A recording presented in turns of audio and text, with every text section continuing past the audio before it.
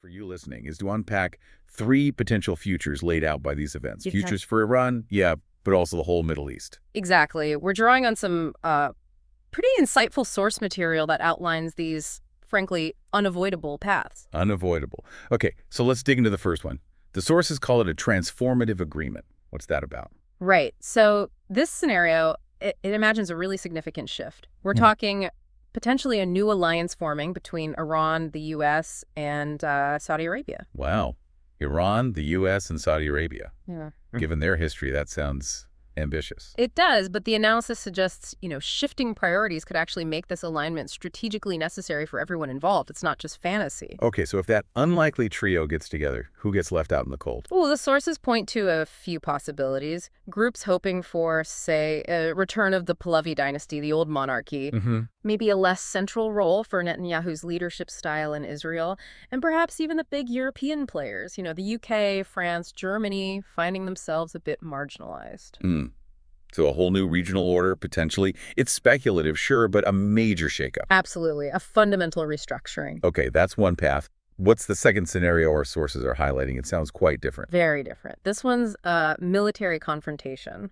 Basically, if those diplomatic efforts we mentioned fall apart, Right. the sources float the possibility of a U.S.-led military action, maybe even with a sort of quiet nod from Russia, given their own interests there. Okay, military action. What happens inside Iran then, according to this analysis? This is crucial. The prediction is the rise of a new Iranian opposition movement. New, not the familiar name. Exactly. The sources are clear. This wouldn't be the Pahlavi royalists making a comeback or the NDK, the Mujahideen Khalq. Okay. Instead, it points to a distinct, possibly homegrown force emerging from the chaos of a strike, or perhaps even just a total economic collapse. Fascinating. So, from potential alliance to conflict sparking new opposition, what's door number 3?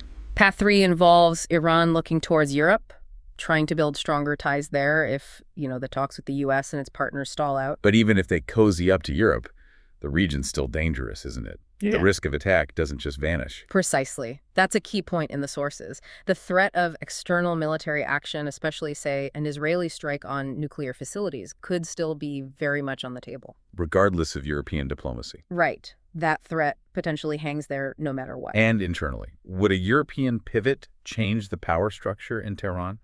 The analysis suggests, maybe not fundamentally, regional dynamics might shift, yes, but the core power structure inside Iran could essentially remain intact, just under, this constant military threat. And it's probably relevant here that recent complaint France filed against Iran at the International Court of Justice, apparently nudged by the UK and Germany, adds another layer of complexity to that European angle. It certainly does. Okay, 3 scenarios.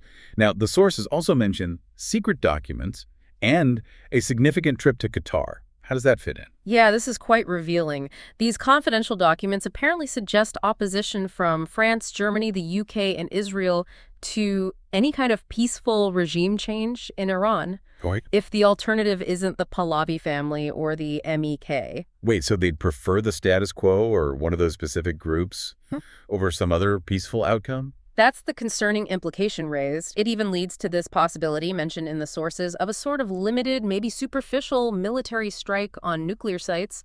Think Iraq being seen as acceptable by these powers if it ensures either the current Islamic Republic or the Pahlavis or the MEK stay in charge rather than some unknown new force. That's quite a calculation. And the former U.S. president's trip to Qatar. That trip and the final message reportedly sent to Iran might just be the moment it all comes to a head. It basically forces Iran's hand, potentially. Forces them to choose. Choose which path. Align with this potential new U.S., Russia, Saudi setup, or go with European allies, all while juggling these risks we've talked about. So it really boils down to a fundamental choice for Iran. Exactly. The sources paint a picture of Iran truly standing at a crossroads.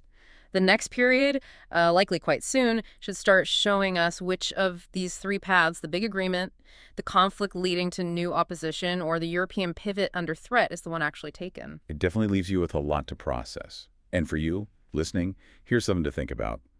Considering everything happening globally right now, which of these 3 scenarios feels most plausible to you? And maybe more critically, what could the ripple effects of that path be well beyond the Middle East? Thanks for joining us for this deep dive.